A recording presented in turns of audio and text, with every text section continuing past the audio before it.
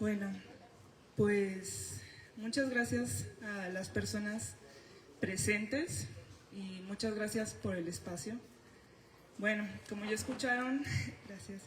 Como ya escucharon, la charla se llama Perspectivas de la mente y diagnósticos. Antes de empezar de lleno con el tema de la charla, les tengo por aquí algunas curiosidades con las que no sé si están familiarizados, pero pues si no, ya habrán aprendido algo hoy. En la primera imagen tenemos un cráneo de que data del 8000 antes de Cristo, que se le realizó un procedimiento que se llama trepanación. Este procedimiento era muy común y de hecho está presente en varias civilizaciones. Básicamente consistía en perforar el cráneo de la persona cuando se tenían, por ejemplo, dolores de cabeza muy intensos, o también, bueno, si alguien se sabe otro dato, adelante, que yo esto lo sé de manera muy superficial, pero si quieren añadir algo, totalmente está bienvenido. También era parte de rituales para lo que se decía como expulsar espíritus malignos de las personas. Y pues básicamente esta era la manera como de abrir la cabeza para liberar aquello, ¿no? Después tenemos una imagen de lo que se llama el papiro Ebers. Este es un papiro egipcio que data del 1500 a.C. y pues básicamente tiene todo el conocimiento en medicina que tenían los egipcios. Entre estas cosas, porque era una cosa bastante completa, tenían descripciones muy similares a lo que hoy conocemos como diabetes, pero también tenían descripciones muy similares a lo que hoy conocemos como depresión, pero los egipcios lo llamaban como enfermedades del corazón. Aquí, pues bueno, podemos ver una relación, ¿no?, entre la tristeza profunda y la relación con el corazón, ¿no?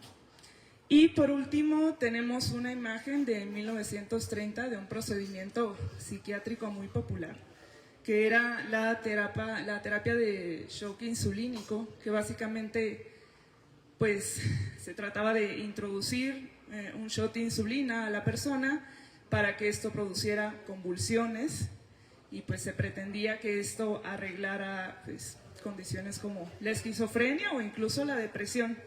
Pocos años después se inventa la lobotomía, que supongo que ya conocen, el electroshock, y pues este tipo de terapias tan clásicas de los inicios de la psiquiatría, ¿no? Era más o menos el equivalente a golpear una televisión analógica para esperar a que reaccionara, ¿no? Entonces, lo que yo veo en estas tres imágenes es que a lo largo de la historia de la humanidad parece que ha habido por lo menos una concepción de lo que hoy en día, en la modernidad, llamamos una enfermedad mental, ¿no? Ya sea que se le relacionara al corazón, a las emociones, a los espíritus, pero sobre todo enmarcándolo dentro de lo que podría ser considerado un malestar o una enfermedad, ¿no? Obviamente con los métodos que surgen a partir de ver la mente y el sufrimiento de estas maneras. ¿Podemos pasar a la siguiente? Y bueno,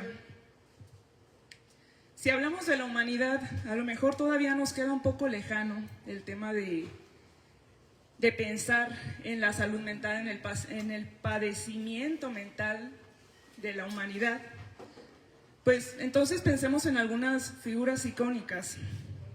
En la primera imagen tenemos a Darwin, que se hizo muy popular una carta que escribió poco después de escribir El origen de las especies, y en la carta decía: "But I am very poorly today, and very stupid, and hate everybody and everything."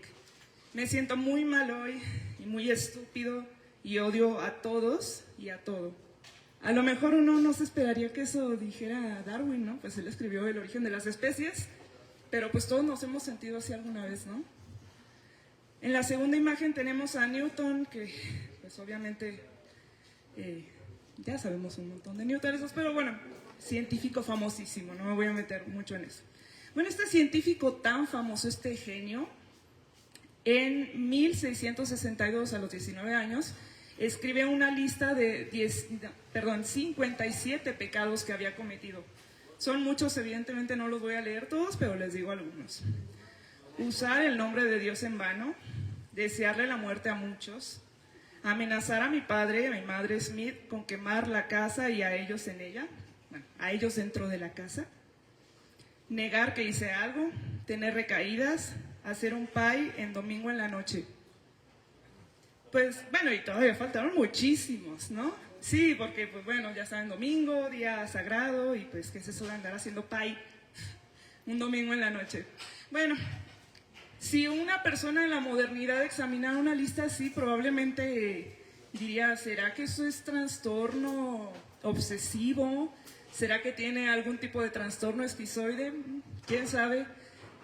Personalmente creo que tampoco está tan lejos de, pues, de algunas cosas con las que podríamos identificarnos nosotros, ¿no? Y por último tenemos a Marilyn Monroe, que pues cuando pensamos en ella pensamos en el icono de belleza y moda, pero pues supongo que algunos de ustedes ya conocen un poco su historia. Ella fue internada en un hospital psiquiátrico y su doctor, unos meses después de encontrarla muerta, encontró una carta donde ella describía su experiencia en el hospital psiquiátrico. Y algunas frases decían: anoche estuve despierta toda la noche otra vez. A veces me pregunto para qué son las noches. Casi no existen para mí. Todo me parece un día largo y horrible. Sé que nunca seré feliz, pero puedo ser alegre. Me pusieron en una celda para pacientes deprimidos, muy perturbados, excepto que yo me sentía en una especie de prisión por un crimen que no había cometido. Entonces, siento que muchas de estas cosas, cuando pensamos en estos íconos de la historia, no pensamos en eso. Nos parece tan lejano el hecho de pensar que este tipo de frases sean dichas por personajes que podemos sentir muy lejanos, pero que tal vez todos nos hemos sentido así en algún momento, ¿no? Entonces, quiero que nos pongamos a pensar en la salud mental, sí, en qué es la mente, pero desde una perspectiva un poco más crítica, porque imagino que muchas de las personas aquí, entre ellas, bueno, yo misma tuve esa vivencia, pues estuve preocupada por mi bienestar, ¿no? Hubo un punto en el que el sufrimiento fue tanto que era intolerable. Entonces, se nos ofrecen un montón de opciones, sobre todo hoy en día con la psicoeducación. Nos vemos nombres... ¿Le cambias? Okay. Bueno, eso ya se los conté, mi medio de contacto, por si quieren. La siguiente, por favor. Bien, el tema del diagnóstico y la salud es mucho más amplio que solamente la salud mental, ¿no? Todos sabemos que uno puede ir por algunos síntomas de gripa al doctor y puede resultar en ser un problema a nivel inmunológico, algo mucho más grave, puede resultar ser un tema de nutrición, puede resultar que ciertos medicamentos, bueno, todo el tema de la salud diagnóstica directamente que será como el sufrimiento humano, ¿no? Mínimo un virus lo podemos poner a prueba, o las células, o el sistema inmunológico. Pero cuando hablamos de la mente, parece que ya nos estamos saliendo de lo que pues es fácilmente comprobable, ¿no? Científicamente. Y bueno, obviamente, para hablar de salud y de enfermedad, pues se pone de por medio el tema del diagnóstico, ¿no? El tema del diagnóstico es el que enmarca los síntomas dentro de un padecimiento, y esa manera en la que se enmarcan los síntomas van a determinar la manera en la que se va a llevar a cabo el tratamiento. Y eso también aplica en la salud mental. Eso es algo que, pues solamente como revisando el tema que estamos hablando, es mucho más extenso. La siguiente, por favor. Bien. Cuando hablamos de salud, vale la pena que nos pongamos un poco escépticos, filosóficos, porque pues tiene muchas implicaciones. Michel Foucault, que pues es un filósofo, supongo que muchos conocen, decía que el diagnóstico puede ser utilizado como un instrumento de poder. Cuando alguien te dice tienes tal cosa, te está diciendo, bueno, tú tienes esta condición y tienes este padecimiento, y en este sentido es algo que está mal y que pues la tarea es arreglarlo, ¿no? Bueno, les comparto rápidamente que de las últimas veces que fui al psiquiatra, me pasó algunos, se podría decir test, no muy estrictos honestamente, pero después de aplicármelos me dijo, tienes trastorno por déficit de atención y también tienes trastorno obsesivo compulsivo, hay que arreglarte. Literalmente dijo esas palabras. Bueno, ya hablando de la ética de los psiquiatras, pues tal vez nos meteríamos en otra cosa, pero independientemente de si es un buen o mal psiquiatra, psicólogo, el diagnóstico siempre es un instrumento de poder, porque te pone en una posición de estar bajo cierto marco de lo que no debería de ser así, ya sea que tu cuerpo esté mal funcionando o tu mente, ¿no?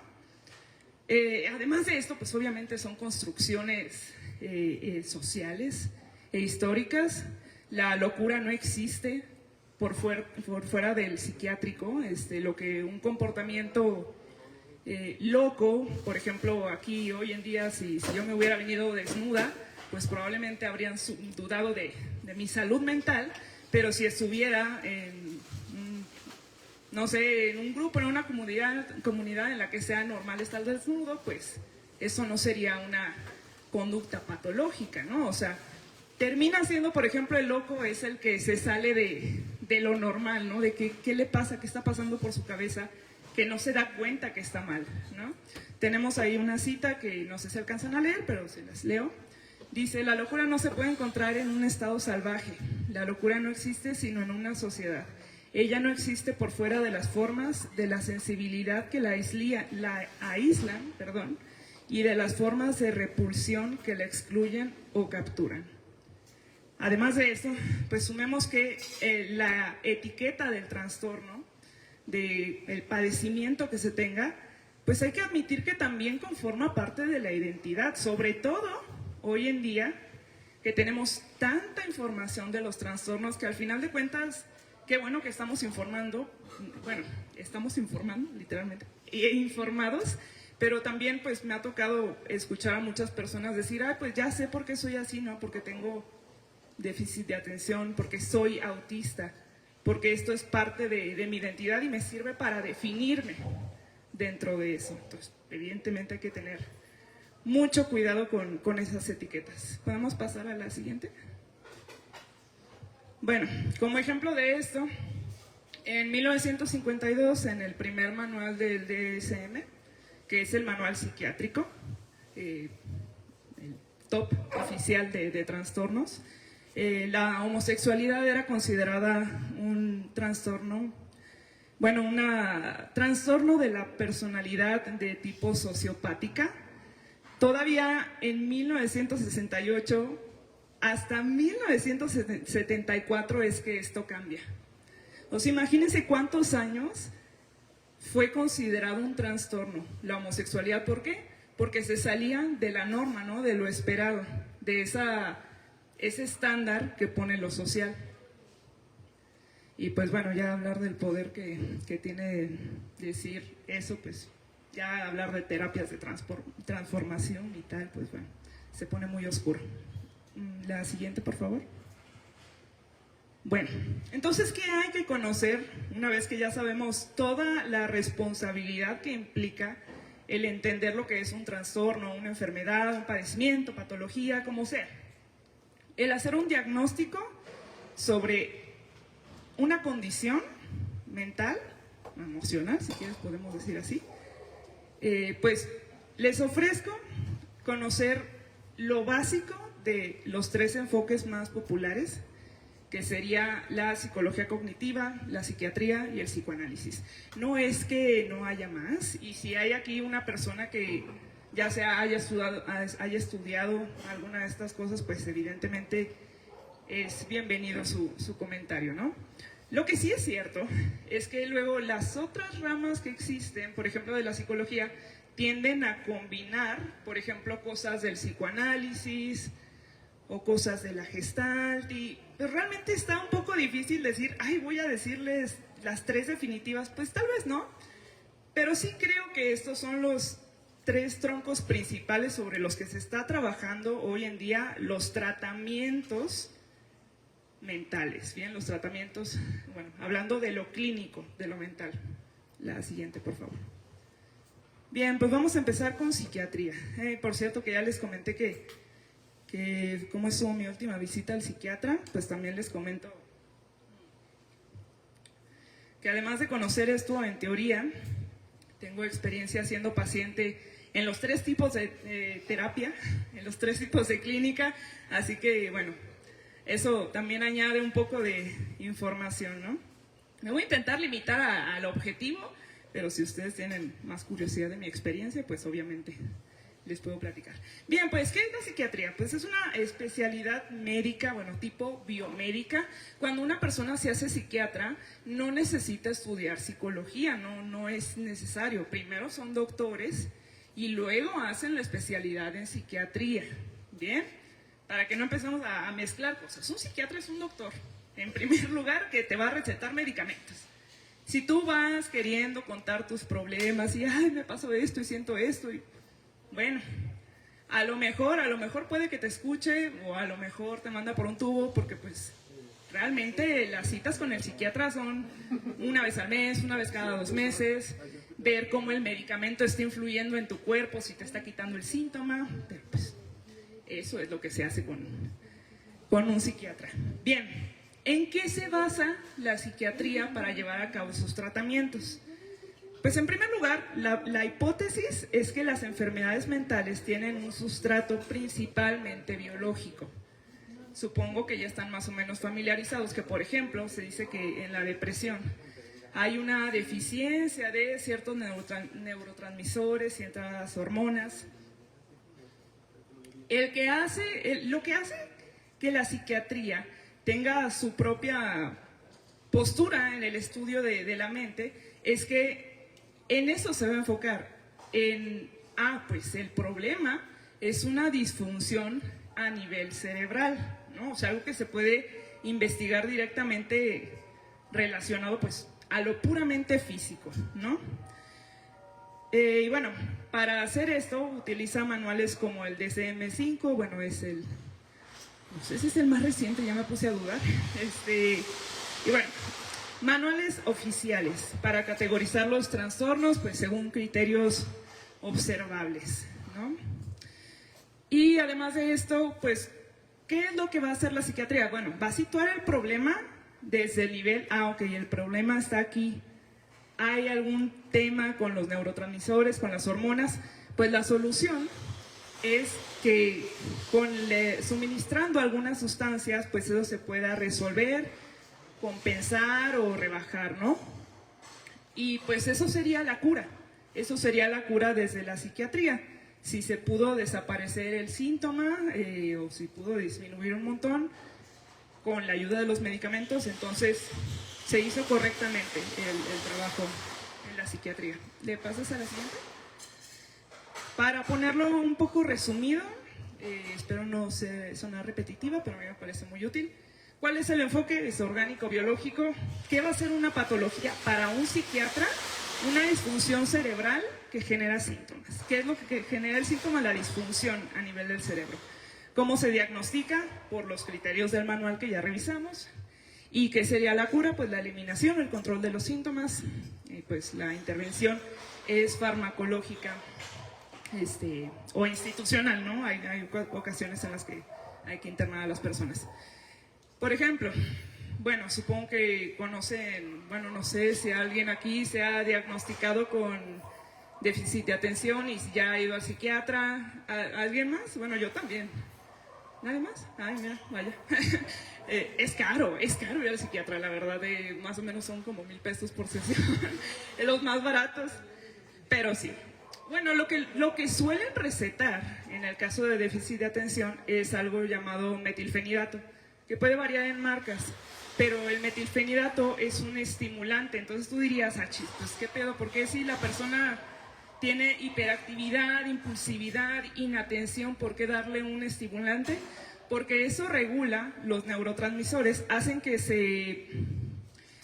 el tema de la satisfacción en el cerebro, Cuando sentimos satisfacción, se generan ciertas sustancias que pues, nos hacen sentir placer, ¿no? La hipótesis desde la psiquiatría es que el déficit de atención pues tiene una malfunción en esos neurotransmisores. Entonces, como no se genera esta sensación de satisfacción, pues está buscando otra cosa y otra cosa, y ya me aburrió la charla, y deja veo acá, y deja veo acá, porque se está constantemente buscando esa satisfacción. Porque la persona cuando se tiene que concentrar en una cosa, vive angustia, pero verdaderamente angustia, pero de esa angustia del aburrimiento, ¿no? Entonces, pues lo que busca compensar el medicamento es esto, ¿no? O sea, que esté un poco más controlado el tema de la recompensa, de la sensación de recompensa en el cerebro, que se puede esperar más. Y pues bueno, les diré, yo he estado muy distraída estando medicada. Y pues bueno. Ok, el siguiente, por favor. Bien, pues vamos a pasar a la psicología cognitiva, que este es el tipo de psicología más vanguardista. A lo mejor conocen algunas personas que han estudiado psicología clínica. Bueno, cabe mencionar. El tema de la psicología, ser psicólogo está un poquito extraño. Igual ahorita hablo un poquito más de esto, ¿no?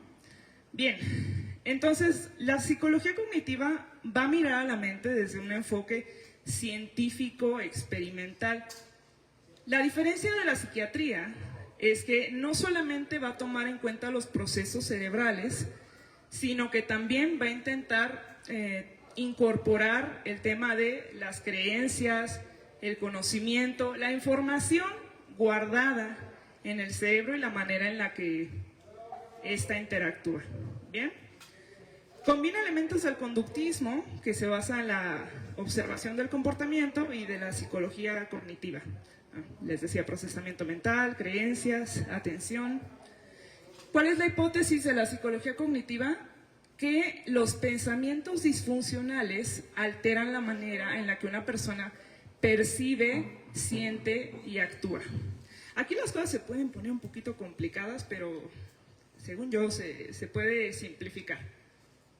Digamos que una persona siente ansiedad cuando habla en público, y digamos que se empieza a cuestionar esta persona, ¿no? De, bueno, pero ¿por qué sientes ansiedad al hablar en público y tal? Y dice, es que una vez cuando estaba en la primaria pasé al frente y recuerdo cómo todos se rieron de mí, entonces ahora siento, cuando vuelvo a vivir esa experiencia, que los demás se van a reír de mí, y siento ese miedo en la realidad, ¿no? Como intentando prevenir que eso suceda. ¿Cuál sería la creencia disfuncional? Pues el pensar que inmediatamente al hablar enfrente de los demás se van a reír, ¿no? Eso sería una distorsión, ¿no? Objetivamente, yo no sé si los demás se van a reír de mí, yo no sé qué están pensando, pero si yo me predispongo a decir, es que se van a fijar en cómo tal, van a pensar. Eso se le llama una distorsión. Pues se podría decir que la persona está malentendiendo, ¿no? Su realidad. Bien, y esto se puede poner en varias capas. Estas yo creo que son las capas elementales de la psicología cognitiva. En la punta está el comportamiento, es lo que vemos en las personas. Pero debajo de eso están las distorsiones cognitivas, todo lo que la persona está malentendiendo. Debajo de eso están se les llama core beliefs, pero es como creencias nucleares, las creencias más arraigadas que tiene esa persona que le hacen ver la vida de cierta manera. Y debajo de eso están las primeras vivencias en la vida, ¿no? Esas vivencias que marcaron que se tuvieran esas creencias, ¿no? Entonces, la psicología cognitiva ve al sujeto como alguien que desarrolló una conducta para adaptarse a cierto ambiente. Si ese ambiente fue hostil, pues probablemente decidió protegerse de esos ataques. Pero lo que va a hacer es que va a desarrollar una creencia distorsionada y un comportamiento que ya cae en lo patológico, ¿no? En cualquier momento, si estoy siendo confusa, por favor, díganme. Bien, ¿Cuál es la cura dentro de la psicología cognitiva? Pues busca que los síntomas vayan desapareciendo y que la conducta sea más funcional. Porque imagínense una persona que tenga ansiedad de hablar con los demás todo el tiempo, pues termina siendo algo anormal, ¿no? Y termina siendo algo que le impide hacer muchas cosas en la vida. Eso entonces se lleva a terapia y se ve eso como el problema que se tiene que resolver. Bueno, la cura es un tema mucho más activo que en la psiquiatría. Es una colaboración entre el psicólogo y el paciente. Normalmente, pues, el método que más se usa es la reestructuración cognitiva. Digamos, o sea, estas creencias que están acá tuyas están mal formadas, te están haciendo ver la realidad, te están haciendo ver cosas que no hay allá en la realidad, ¿no? Entonces hay que corregirlas, hay que, pues, vaya, hacerte entrar en razón, descubrir qué es aquello que te hace pensar de esa manera y cambiarlo, ¿no? Por eso, por ejemplo, bueno, las personas que tengan experiencia en el psicólogo, pues muchas ocasiones dejan tareas, digamos, esta caso hipotético de la ansiedad social. Escribe 10 razones para no pensar que los demás se van a reír de ti. Ah, pues bueno, pues a lo mejor porque pues puede que no sean tan crueles como esas otras personas, ¿no? Pues a lo mejor, qué sé yo, a lo mejor no me están observando de manera tan detallada y crítica. Tal vez puede que sean amables, que sean buena onda, ¿no? Y ya haciendo esa lista, se van trabajando esas cosas y se llega a terapia, pues diciendo, ok, ya vamos cambiando tus creencias, esas creencias que te hacen mal funcionar. Bien. Si lo cambias al siguiente, por favor. Bueno, aquí les tengo una tablita que me parece que lo explica súper bien. Bueno, pone que hay un evento que activa cierta conducta, digamos la ansiedad. Este evento puede ser externo o interno, digamos externo, que de hecho esté enfrente del público, o que se acuerde de aquella vez que vivió no sé qué, pues ese sería un evento interno, ¿no? Que ese sería la especie de disparador digamos, de la ansiedad. Entonces, ese evento que dispara la ansiedad interactúa con creencias que pueden ser racionales o funcionales. O sea, si son funcionales, si son racionales, pues la persona va a ser objetiva, pues se va a aceptar mejor a sí mismo y pues va a tener más tolerancia. O bien pueden ser creencias irracionales o disfuncionales. Mala autoestima, baja, ¿cómo se dice? Tolerancia a la frustración y bueno. Y luego pues hay consecuencias, ¿no? Ya sea emocionales o en el comportamiento, que bien puede ser adaptativas o desadaptativas. ¿Cómo se le puede enseñar a una persona a no tener ansiedad? Ah, bueno, pues ok, ya hizo las tareas, ya habló con la psicóloga, ya está intentando reestructurar sus creencias, pues entonces puede que también le enseñe ejercicios de respiración, y cuando se empieza a sentir ansioso, respire cierto número de veces, ok, bien, ahora ya sabe un poco mejor cómo controlar sus emociones, cómo regularse emocionalmente. Y eso va encaminando a lo que pues ya podría ser la cura. Que también en este tipo de terapias pues cabe mencionar que se llega con un síntoma, digamos el síntoma es la ansiedad social, eso es con lo que se parte y eso es con lo que se va a terminar la terapia. Se tiene más o menos un span de algunos meses, normalmente no pasa del año, pero pues sí es una terapia que ve el síntoma como algo que se tiene que resolver. Bien, la siguiente, por favor. Y pues el resumen, que sería, pues, ¿cuál es el enfoque? Pues desde lo científico, desde la concepción del aprendizaje, los procesos cognitivos, bueno, no sé si mencioné que son cognitivos, bueno, cognitivo de la mente, perdón. ¿Qué sería una patología? Pues son estos patrones desadaptativos del pensamiento, la emoción y la conducta. ¿Cómo se diagnostica? pues es una evaluación funcional y además también añaden los criterios operativos de los manuales de psiquiatría. ¿Cuál sería el camino para la cura? La reestructuración de las creencias de la persona y pues la intervención principal es que sea una terapia estructurada. En la primera sesión se va a hacer esto, en la segunda se va a hacer esto, en la tercera se va a hacer esto y se va siguiendo todo con respecto al plan para que pues, esa conducta maladaptativa pues desaparezca. Bien, la siguiente, por favor. Bien, ahora sí vamos con la última, que sería el psicoanálisis. Bueno, aquí tenemos unas imágenes clásicas del psicoanálisis, que es este famosísimo diván, ¿no? Cuando vean un diván, piensen, es terapia psicoanalítica. Bien, el psicoanálisis creo que va a ser el más distinto, el que más se distingue de los anteriores, porque tiene un enfoque de tipo psicofilosófico. Yo podría decir que de hecho el psicoanálisis le tira más a la filosofía que a la psicología. Se enfoca en la subjetividad y el sufrimiento humano. Es que básicamente se enfoca en la persona, en ese sufrimiento que trae a la terapia. A lo mejor, y esto vale la pena distinguirlo de las anteriores. Cuando la persona con ansiedad social llega, digamos, al psicólogo, pues va a decir, bueno, este es el problema y este es el plan que tenemos para eliminar este síntoma. Cuando llega al psiquiatra, va a ser, bueno, sí, es este problema y te voy a administrar un medicamento que baje tus niveles de ansiedad. Pero cuando se llega a análisis, algo que se dice mucho, es que un análisis tiene que empezar con una pregunta.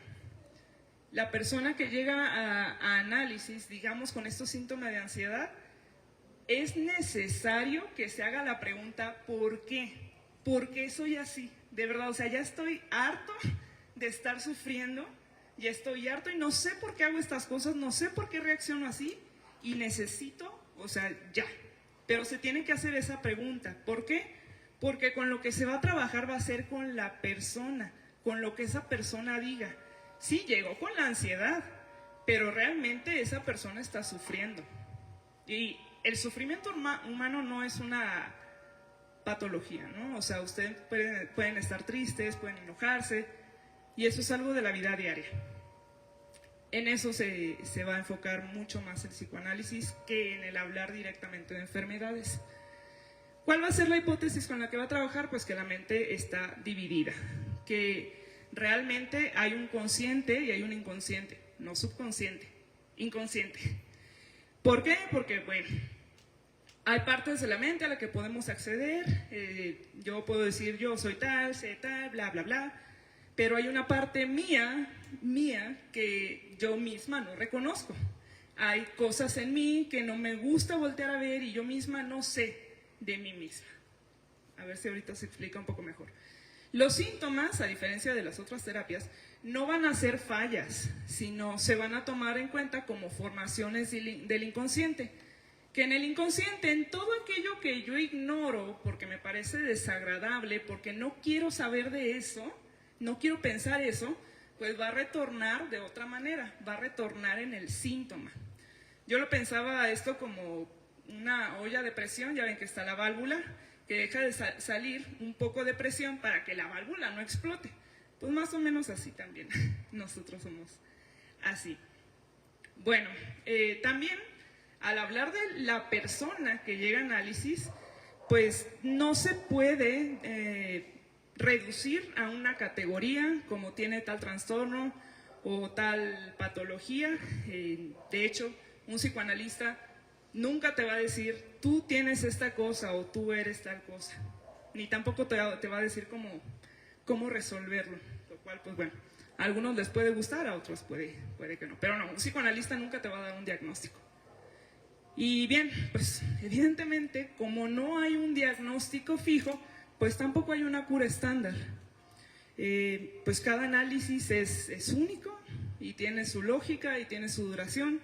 Yo les comparto que estoy en mi segundo análisis, por así decirlo. Bueno, he estado con 2 psicoanalistas, pero en total yo creo que ya llevo 5 años tal vez, y pues es una duración normal, aunque suene mucho, es una duración normal. Realmente nunca se termina de hablar de todo aquello que nos hace sufrir. Pues entonces, ¿cómo se va a ver la cura para el psicoanálisis? Va a ser el alivio de este sufrimiento, que algo de ese sufrimiento se logre descargar y de verdad, pues básicamente sí, sentirse un poco mejor o menos peor. ¿Le cambias a la siguiente? Ahora, no quiero que piensen que, porque el psicoanálisis tiene muy mala fama. Hay muchas personas que lo llaman pseudociencia, de manera equivocada, pero una pseudociencia es una ciencia, bueno, una pseudociencia toma términos científicos y los aplica de otra manera a la que no estaban designados originalmente. Yo no sé ustedes cuáles sean sus creencias, pero digamos, la astrología es diferente a la astronomía. ¿Por qué? Pues hablan de planetas y hablan de cómo se mueven y la gravedad y la órbita, pero realmente no lo están aplicando a la manera en la que de hecho se aplica en la astronomía. Por eso es una pseudociencia. Toma términos científicos y los aplica de otra manera. El psicoanálisis no toma términos científicos. De hecho, tiene su propia... Por eso les digo que es más filosofía que otra cosa. Tiene sus propios términos y los articula también pues, en su propia lógica, que sería como intentando entender esto inconsciente. Eso sí, también hay ocasiones en las que se ha mezclado un poco, bueno, en investigaciones al psicoanálisis y a la neurología, y pues hay unas explicaciones muy interesantes. Pero sí, no es una pseudociencia, y aún así ofrece información muy interesante para lo que sí es propiamente los estudios científicos. La siguiente, por favor. Y pues en resumen, ¿cuál sería el enfoque? Pues el tomar al sujeto como desde su inconsciente, desde un conflicto psíquico, desde aquello que el sujeto no quiere ver en sí mismo o que no sabe de sí mismo, y desde su deseo, porque en muchas ocasiones uno mismo no sabe qué desea, pues en análisis eso sale a la luz. ¿Qué sería la patología? Pues sería un síntoma con un sentido inconsciente, pues no sería necesariamente un error, no sería una falla, solamente sería una manifestación de este inconsciente. ¿Cómo se diagnostica? Bueno, yo les decía que no hay etiquetas tal cual como las de la psiquiatría o la psicología, pero en la teoría sí existen tres maneras de entender el psiquismo o la mente en tres estructuras principales, que sería la neurosis, la psicosis y la perversión. Pero no hay un manual diagnóstico, no hay un checklist que se pueda llenar, y tampoco es como que la neurosis esté bien y la psicosis esté mal, simplemente pues son maneras en las que entendemos que se puede articular una mente, literal. Y bien, pues ¿qué sería la cura? Interpretar ese síntoma, interpretar aquella cosa que está saliendo en contra de nuestra propia voluntad, la transformación del sujeto y pues el encuentro del sujeto con su propio deseo. Y pues, ¿cuáles son las técnicas que se suelen usar? Pues la asociación libre, también la relación con el analista y la interpretación. Bueno, con respecto a la asociación libre, ¿le puedes poner la anterior un poquito? La otra. Ok, aquí tenemos una imagen del clásico de asociación libre que te dicen: di todo lo que quieras decir, di todo lo que se te venga a la mente, sin importar que te dé vergüenza o que te dé miedo. Se alienta a que en la terapia analítica digas de verdad todo lo que se te venga a la mente. Y ahí tenemos uno que dice: dígame lo primero que se le cruce por la cabeza, y ella dice: ¿puede ser lo segundo? Bien, porque obviamente salen cosas que nos avergüenzan.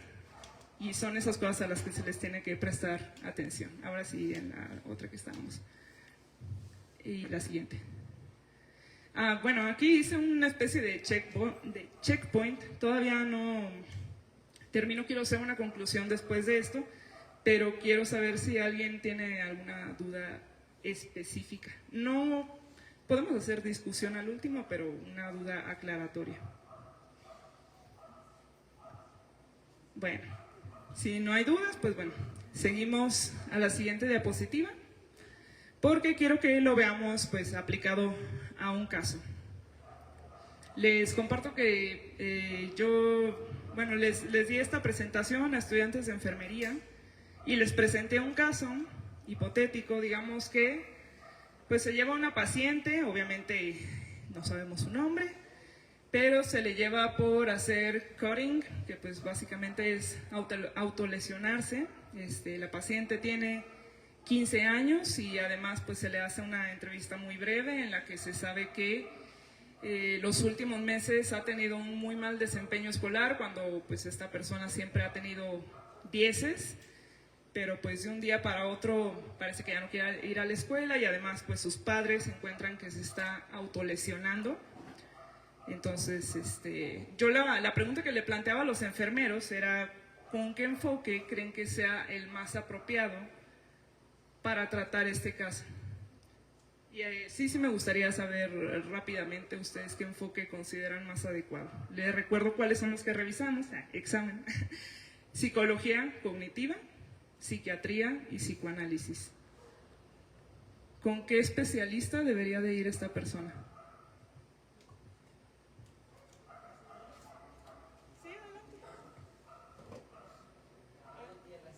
Pero tengo que justificar mi respuesta, ¿verdad? Me gustaría. Quien sea, Pues yo creo que con el psicoanálisis, ¿no? Bueno, yo digo, yo lo mandaría ahí, ¿no? Si fuera mi compa y dice, sí. hey, me hice esto, ¿no? Yo digo que psiquiatría, Ok. pues porque ya va de por medio es físico también ya su problema. Entonces ya está de por medio su salud también física. Ok. Bueno, muchas gracias.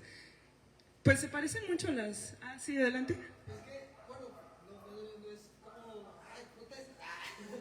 Pero yo creo que están un poco como canalizados, ¿no? Entre ellos, ¿no?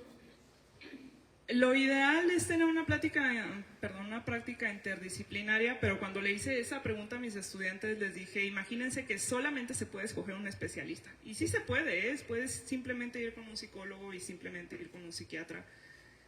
Yo les digo, o sea, tomo algún medicamento psiquiátrico para el TDA, pero pues voy a análisis. Pero yo no voy a análisis a trabajar mi déficit de atención, yo voy a análisis a trabajar mi sufrimiento y voy al psiquiatra pues con cosas prácticas, ¿no? O sea que el tema del metilfenidato me ayuda a llevar a cabo muchas actividades del doctorado, pero sí, también me faltó mencionar un dato de este caso, que supongamos que le hacen la entrevista a la persona que se cortó y le preguntan si tiene intenciones suicidas y dice que no. Bien, entonces algunos de los comentarios que dijeron los alumnos fue de, bueno, los de psiquiatría, es que ya está atentando con su vida, ¿no? O sea, puede ser que se le vaya un corte aunque diga que no se quiere morir, puede que se le vaya un corte mal y se muera, ¿no? Entonces, ¿qué es lo que se tiene que hacer? Hay que contenerla de inmediato, ¿no? Hay que darle, pues, puede ser, porque aparte, recuerden que ya tiene varios meses sintiéndose mal, puede que tenga suficientes criterios para la depresión. Ahora, otras personas decían, bueno, pero es que no sabemos de eso, pues es un adolescente, ¿cómo le vas a poner los mismos criterios psiquiátricos que a un adulto, ¿no? Y además de esto, pues suministrar cualquier medicamento a un adolescente es jugar con su química cerebral. Otros decían, bueno, pues psicología cognitiva porque pues le enseñarían a cómo regular sus emociones, ¿no? O sea que cuando se sienta muy mal, en vez de cortarse, pues aprenda a respirar y pues que eso le ayude a regularse emocionalmente. Y los de psicoanálisis decían, no, pues es que ella quiere ser escuchada, simplemente imagínense que llega con el psiquiatra y le dice, es que tienes esto, y el psicólogo le dice, bueno, pues es que hay que arreglar esto, ¿y en qué momento quién le escucha? Bien, ¿pasamos a la siguiente? Bueno, entonces, ¿cómo se vería esto dentro de las 3 disciplinas que revisamos? En psiquiatría probablemente se diagnosticaría con un trastorno límite de la personalidad o de depresión mayor, obviamente, ¿qué sería lo que lo provocaría? Una disfunción neuroquímica. Y pues el enfoque del tratamiento sería con medicamentos, exclusivamente con medicamentos, y quiero que quede bien claro eso en la psiquiatría. Desde un enfoque, digamos, cognitivo-conductual, ¿cuál sería el diagnóstico? Pues bueno, tal vez esta sea una estrategia desadaptativa. ¿Por qué? Pues porque es un comportamiento que le está dañando y es anormal. Pues entonces es una estrategia desadaptativa que ella está usando para regularse emocionalmente. ¿Cuál sería el sentido del síntoma? Pues que se puede modificar, ¿no? Ella puede aprender que hay otras formas de regularse, además de cortarse. Bueno, yo diría como si no lo supiera, pero bien. Y pues, ¿cuál sería el enfoque del tratamiento? Pues sería entrenar sus habilidades de regulación emocional y pues reestructurar las creencias que la llevan a hacer esto. Y desde el psicoanálisis, esto se vería, el coding se vería como una manifestación de un conflicto inconsciente. Hay algo ahí que está sucediendo, que está saliendo de esta manera y pues bien, ¿cuál sería el sentido del síntoma? Pues necesitaría interpretación, necesitaría que ella se desahogara, que hablara, hasta empezar a dar con lo que al parecer puede que esté de fondo detrás de eso. Y pues no se buscaría eliminar eso directamente, ¿no? Y pues, ¿cuál sería el enfoque del tratamiento? Pues un espacio de palabra y pues no desde el sentido de la corrección inmediata, ¿no? ¿Y el siguiente? Bueno, son simplemente conclusiones de cuáles son las diferencias entre cada enfoque. Creo que ya más o menos lo expliqué, creo que sería un poco repetitivo, pero pues para decirlo con mis propias palabras, la psiquiatría va a pensar en un problema a nivel del cerebro, de los neurotransmisores, de las hormonas, y desde ahí lo va a intentar resolver. La psicología cognitiva va a pensarlo como un patrón maladaptativo de creencias que están distorsionadas de la realidad y que llevan a hacer pues ciertas cosas, pero pues se puede desaprender y se puede modificar las creencias, ¿no? Y desde el psicoanálisis pues se habla de un conflicto inconsciente, ¿no? De aquello que no sabemos de nosotros mismos, de aquello que está muy dentro de nuestro psiquismo y que suele explotar o al menos tener una salida por los síntomas. Y listo. Eso sería todo. Muchas gracias. Ahora sí, no sé si haya espacio para preguntas. ¿Hay espacio para preguntas? No.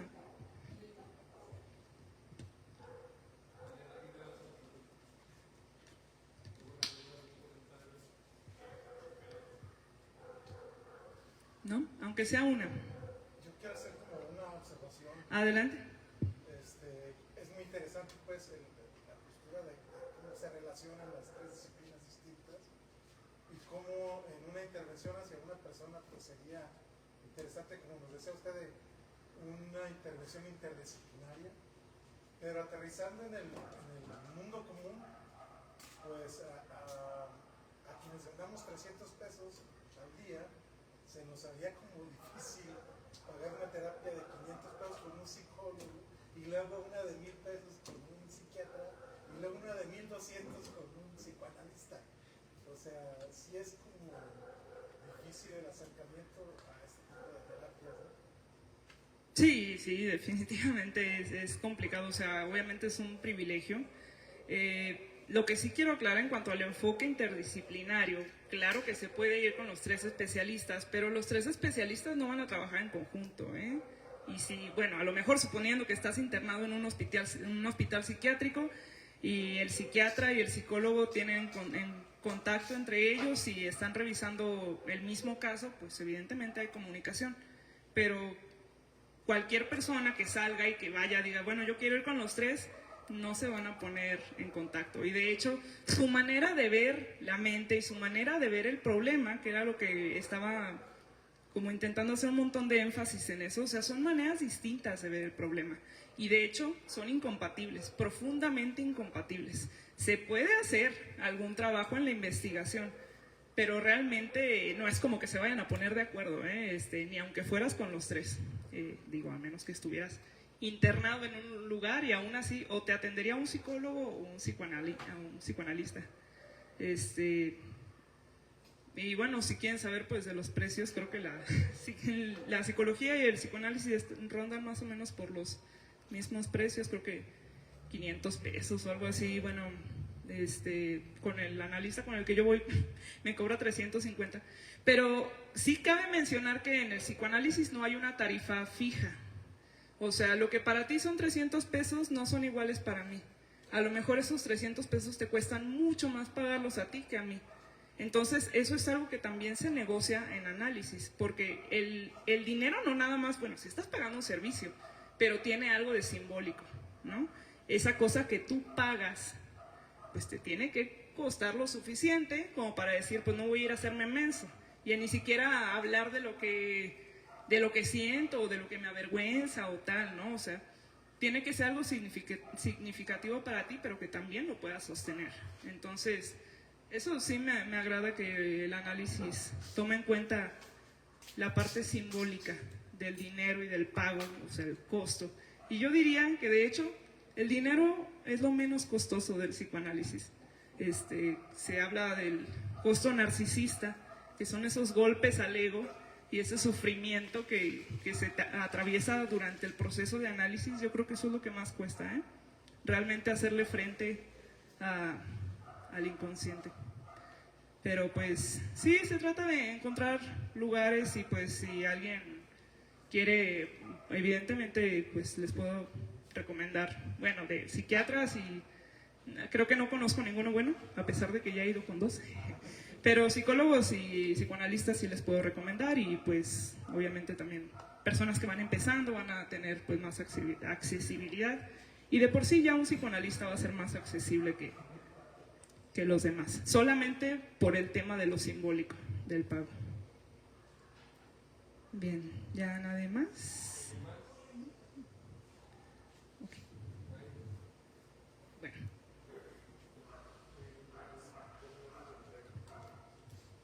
Pues muchas gracias, démosle un aplauso a Laura Martínez.